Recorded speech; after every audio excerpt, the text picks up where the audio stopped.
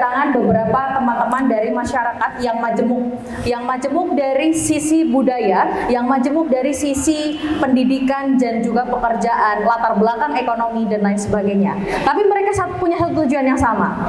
Salah satunya adalah mendukung Bapak Ganjar Pranowo dan juga Bapak Mahfud MD menjadi presiden dan juga calon wakil presiden di tahun 2024. Dan harapannya itu akan menjadi sebuah kenyataan yang bisa kita wujudkan bersama. Mungkin hari ini teman-teman, saya akan meminta pendapat dari Bang Mursaidin selaku aktivis buruh, dari Abang selaku ketua relawan yang pengalamannya mungkin berentet sekali untuk Bapak Ganjar dan lain sebagainya, dan juga dari Kiai, bagaimana sih menyikapi masyarakat dari versi keagamaan ataupun masyarakat muda dari pondok pesantren, seperti itu mungkin Kiai. Untuk itu saya mohon dengan hormat untuk mengawali dialog kita, prolog kita pada sore hari ini, saya persilahkan kepada Bung Yulianto Widira Harjo. Tepuk tangan dulu dong. Baiklah, bismillahirrahmanirrahim. Assalamualaikum warahmatullahi wabarakatuh. Pertama-tama saya hanya ingin memperkenalkan dan menguatkan kembali mengenai salam yang sudah dilakukan oleh Presiden Soekarno di Indonesia kemerdekaan. Kenapa saya ingatkan ini? Karena belakangan ini ya salamnya kan panjang sekali, mulai dari assalamualaikum, salam, salam sejahtera, namo buddhaya, salam kebajikan, bahkan sampai lahir. Nanti kalau ada agama baru lagi, tambah lagi belum. Karena itu maka sambil senang singkat saja, maka kita sama-sama berikan kalau gimana? Merdeka! Merdeka! Merdeka! Merdeka! Merdeka! Merdeka! Terima kasih dan luar biasa sekali. Saya juga sekali hari ini bisa hadir dalam forum sangat luar biasa yang diadakan dalam rangka pengukuhan barisan Sukamois Ganjar Presiden Provinsi Lampung. Setelah pengukuhan ditindaklanjuti dengan dialog budaya. Kalau kita melihat belakangan ini, terutama beberapa hari terakhir, ketika pengambilan urut calon presiden dan calon wapres, alhamdulillah Pak Ganjar Pranowo bersama Pak Mahfud MD mendapatkan nomor urut 3, di mana beliau menyimbolkan angka 3 itu sebagai persatuan Indonesia. Dan ini akan sangat berkaitan sekali dengan materi kita pada hari ini, yaitu menumbuhkan budaya sebagai jati diri bangsa. Kalau bicara persoalan angka 3, itu Bung Karno tidak senang dengan angka 3 tersebut. Maka selain Panca Ajimat juga ada lagi Pancasila, tapi kemudian ada 3 yang kemudian dibesarkan menjadi prinsip, yang dimana pada pidato 1 Juni tahun 1945 Bung Karno mengatakan, bila saudara-saudara suka dengan 5 Pancasila, maka bisa keras menjadi 3 sila, yakni sosio-nasionalisme, sosio-demokrasi, dan ketuhanan yang Maha Esa. Kenapa Bung Karno memeras Pancasila ini masih harus menjadi 3 sila? Itu bukan persoalan mau menyebutkan sila-sila yang lainnya, tetapi lebih ada orang yang suka dengan 3 besar. Ataupun kemudian, kalau saudara tidak suka dengan 3, bisa dengan 1, yakni gotong royong. Kalau bicara dari sisi gotong royong itu kan merupakan budaya asli bangsa kita. Sangat jelas sekali, tidak peduli itu orang Jawa, Papua, bahkan Aceh, sekalipun itu pasti mengenal kata gotong royong. Iya, betul. Dalam keseharian masyarakat. Nah, disitulah kemudian dari sosio-nasionalisme, sosio-demokrasi dan ketuhanan yang Maha Esa yang ketika kemudian dimanifestasikan dalam politik, Bung Karno mengatakan apabila kebebasan dalam politik, maka itu akan membawa kebebasan dalam bidang-bidang yang lain. Artinya, ketika politik kita stabil, ketika politik kita bebas, ketika politik kita berkeadilan, maka tujuan bangsa ini yang negara bersatu, berdaulat, adil dan makmur, itu pasti akan tercapai. Nah, ada kalimat lagi dari tiga yang disukai oleh Bung Karno yang disepakati. Tiga itu adalah satu mengenai berdaulat dalam bidang politik, berkepribadian dalam bidang budaya, berdikari dalam bidang ekonomi. Artinya apa? Trisakti itu pun menjadi bagian daripada sumber kebudayaan kita. Kalau kita berdaulat secara politik, maka kita akan bisa membangun ekonomi kita secara mandiri. Berdikari, bahasa Bung itu berdikari sekali sendiri, bisa juga kemudian muncul apa? Berkepribadian dalam budaya. Itu yang kita perlukan dalam kita membangun negara ini. Nah, kalau kita ingin membangun budaya ini, maka kita harus membangun apa? Nasional karakter diri. Kita harus membangun jiwa nasional kita. Nasional karakter itu seperti apa?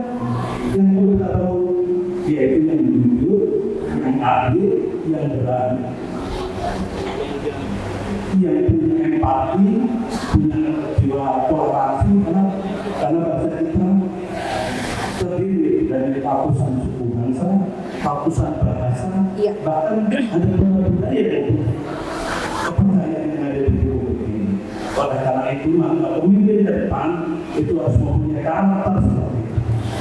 Dan saya sebagai kawannya Pak Ganjar Pranowo sudah selama alumni GMI, gitu, saya yakin sekali bahwa Pak Ganjar pasti memahami apa yang tadi sudah saya sampaikan, mulai dari makna maupun core value daripada Pancasila, maupun makna daripada yang tadi kita sebut Trisila, apalagi dengan makna Trisakti.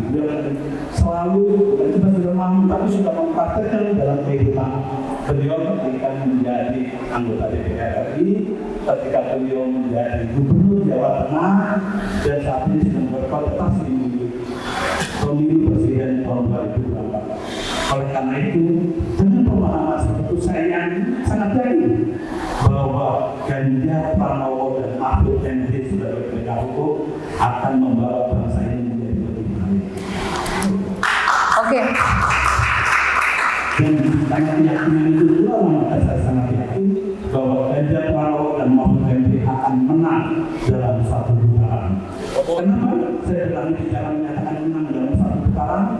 Karena fenomena beberapa hari belakangan ini, di mana negara ini sudah menunjukkan adanya satu intervensi kekuasaan dalam prosesi menuju pemilu presiden tahun 2024, itu memperlihatkan bahwa adanya perlawanan rakyat.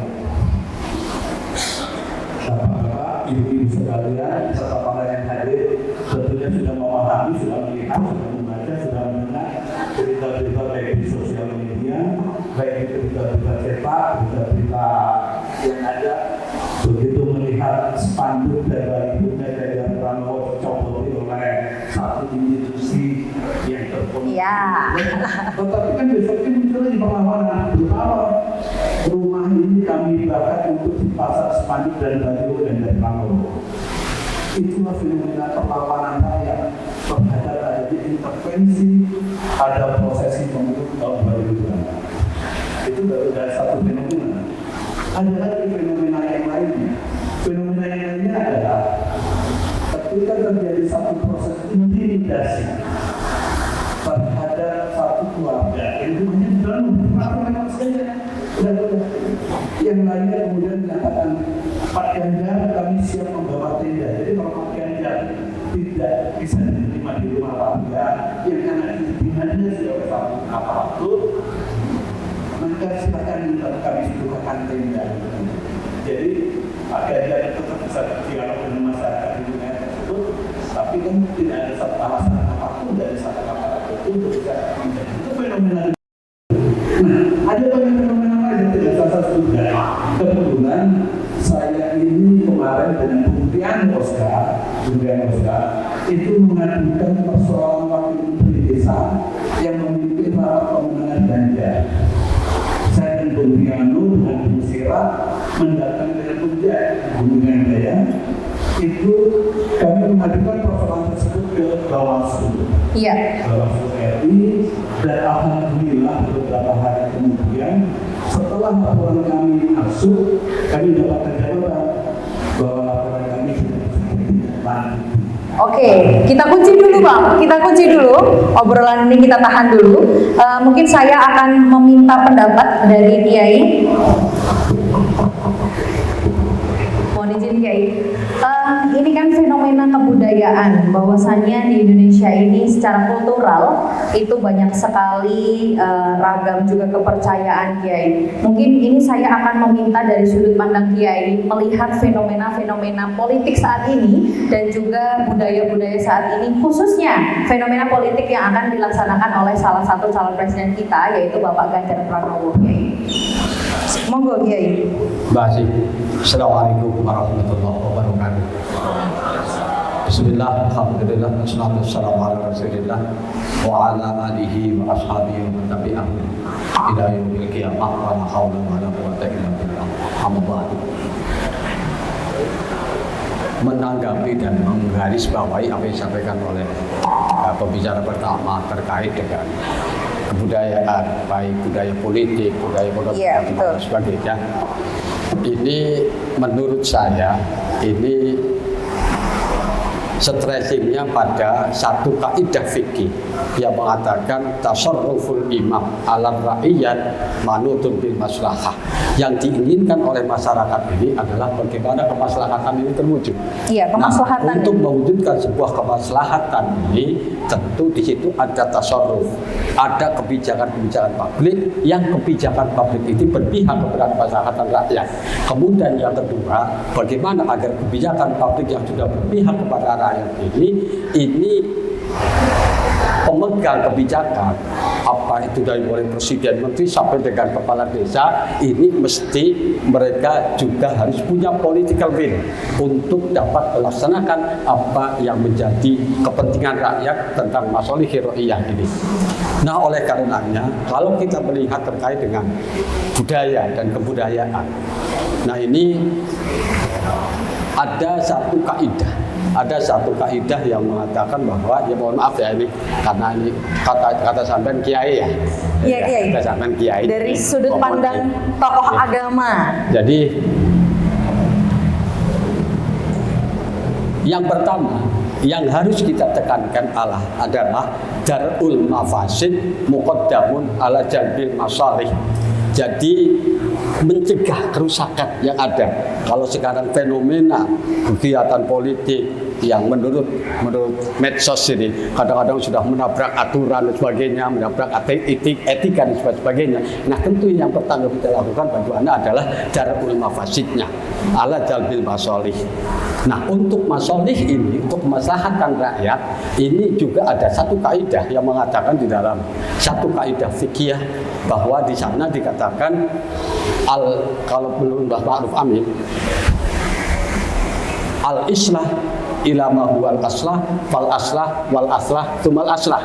Bagaimana kebaikan-kebaikan yang sudah kita peroleh dalam kehidupan kita berbangsa, bernegara, kita bermasyarakat, ini kan itu semuanya tidak terlepas dari budaya. Budaya gotong royong, budaya santun, saling hormat menghormati dan sebagainya.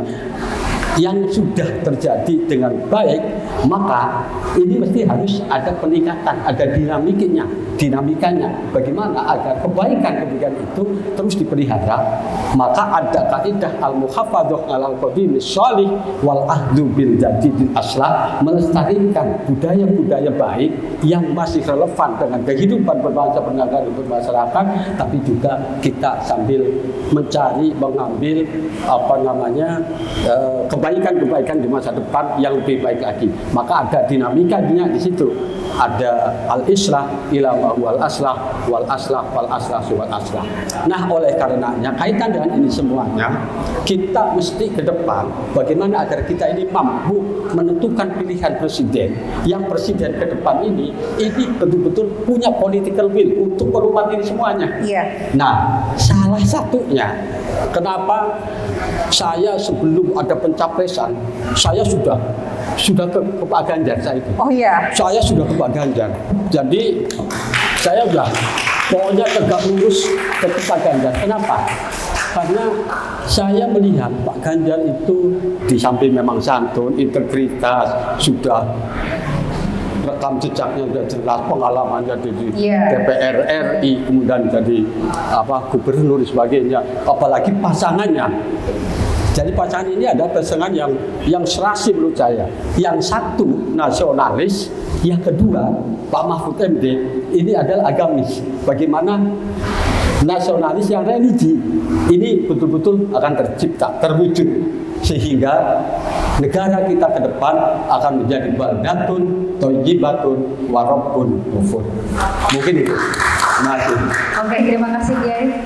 Mungkin Bang Mursaidin. Oke, kalau tadi saya meminta dari Kiai dari sudut pandang keagamaan nih Bang Mursaidin. Saya mau berangkat dari sebuah falsafah yang dulu digaungkan oleh Bung Karno, yaitu nation dan karakter building. Itu sebenarnya cakupannya itu tentang perjuangan kebudayaan.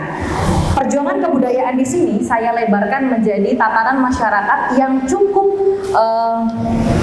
multikultural gitu. Mungkin Bang Mursaidin juga memiliki latar belakang sebagai aktivis buruh nih, bisa memberikan impact ataupun memberikan sudut pandangnya gitu. Bagaimana menanggapi fenomena saat ini dikaitkan dengan falsafah tersebut? Terima kasih Mbak Moderator. Assalamualaikum warahmatullahi wabarakatuh. Hidup buruh! Hidup buruh! Sebenarnya Mbak yang disampaikan pembicara pertama, kedua sudah. Saya hanya ingin menambahkan yang pertama soal definisi. Ya.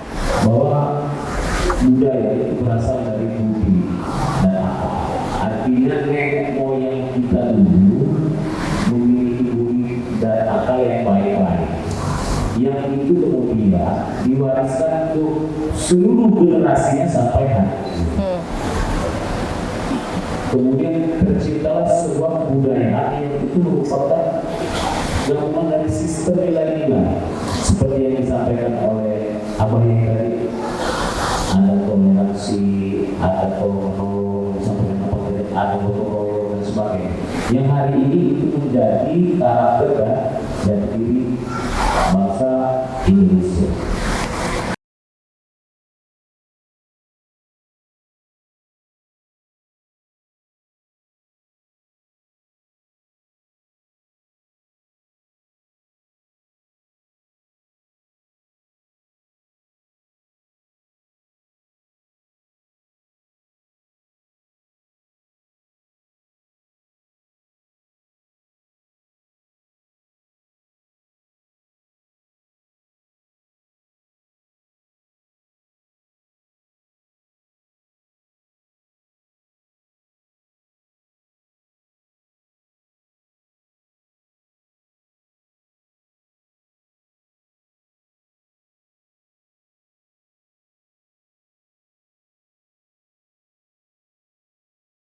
Budaya kita itu rusak.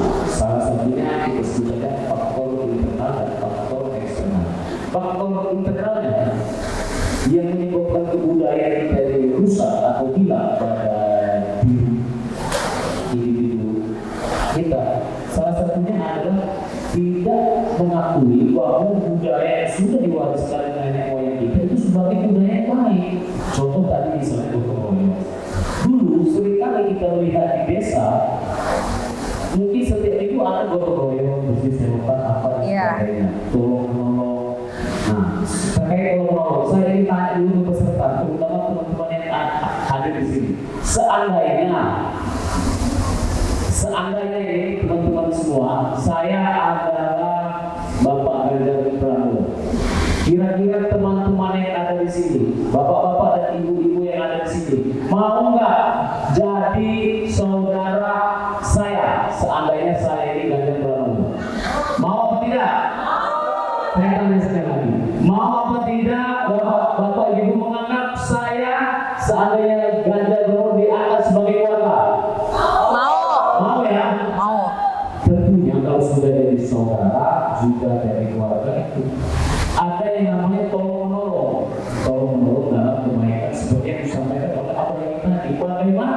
ke depan Presiden Republik Indonesia, insya Allah Ganjar Pranowo dan Mahfud MD ditargetkan menjadi presiden dan wakil presiden untuk terus menjaga nilai-nilai yang baik ini. Jangan sampai nilai-nilai yang baik ini kemudian merusak apa yang menjadi cita-cita para father kita. Mungkin beberapa faktor yang bisa menyebabkan budaya bangsa ini. Yang kedua adalah faktor eksternal. Dengan kemajuan informasi teknologi, ini arus beras budaya asing itu begitu cepat masuk.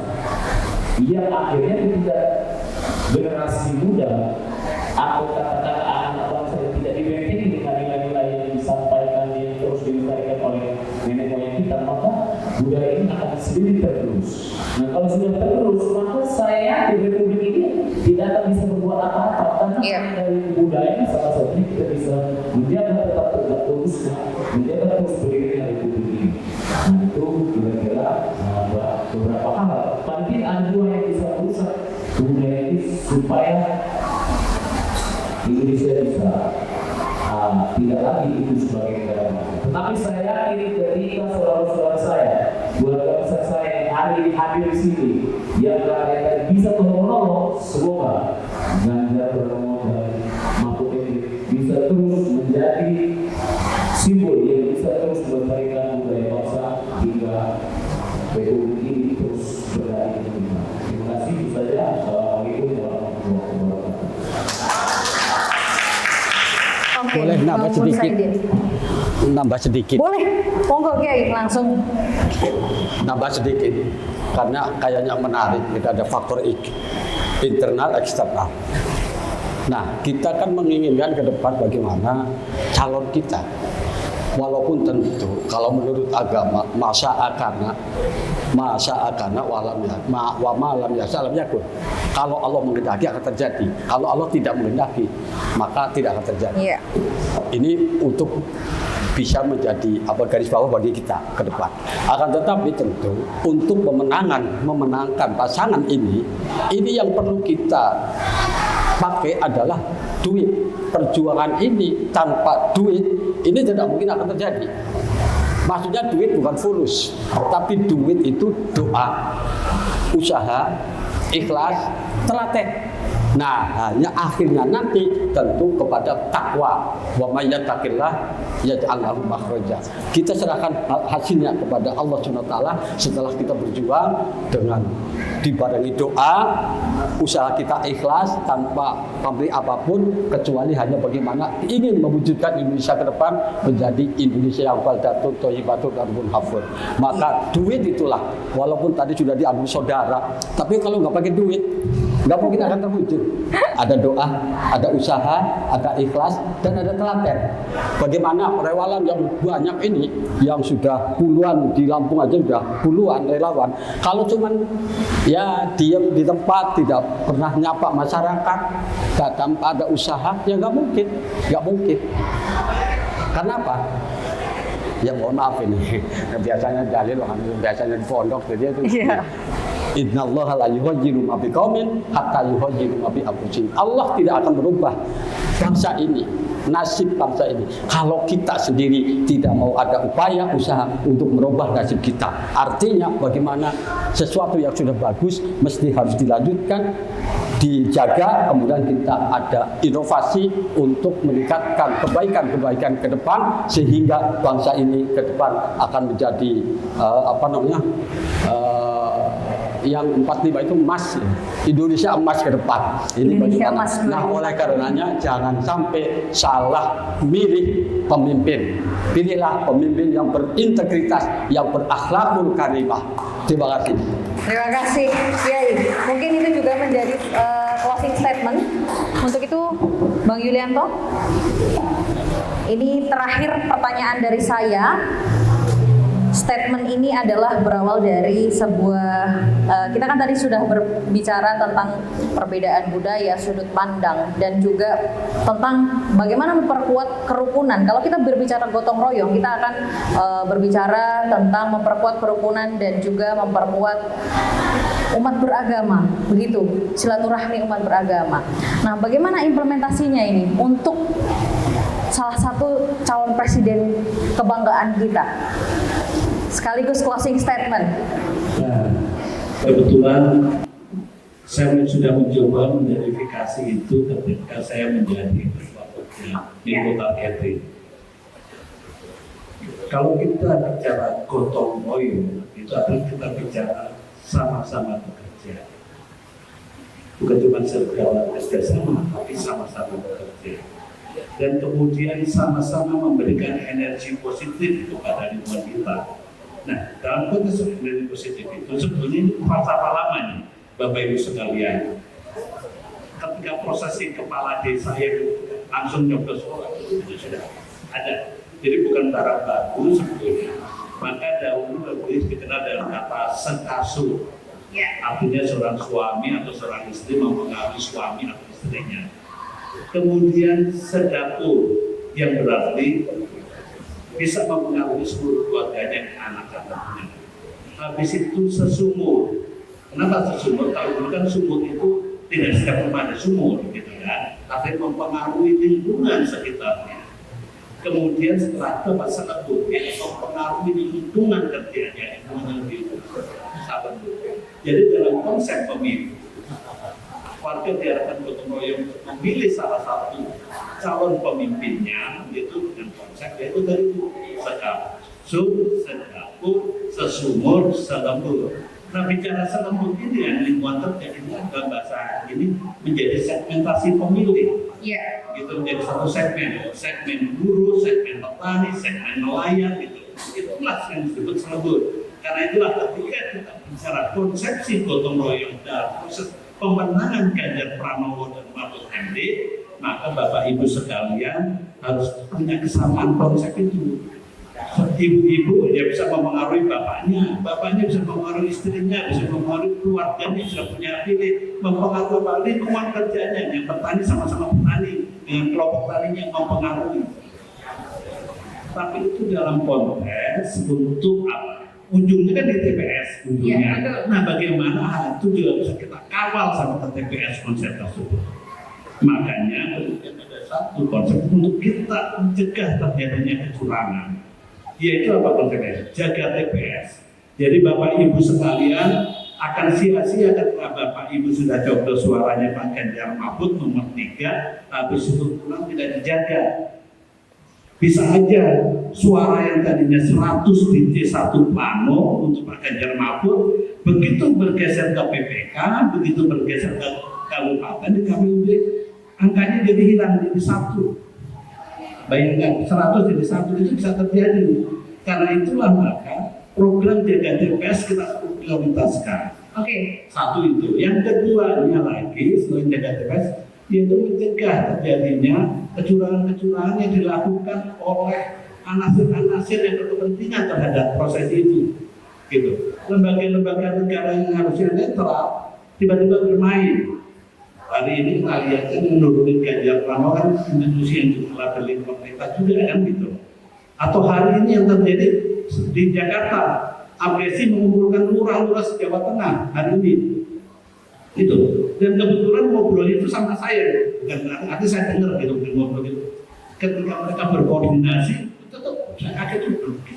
Loh, itu kan nanti apa? Kepala desa itu kan harusnya netral.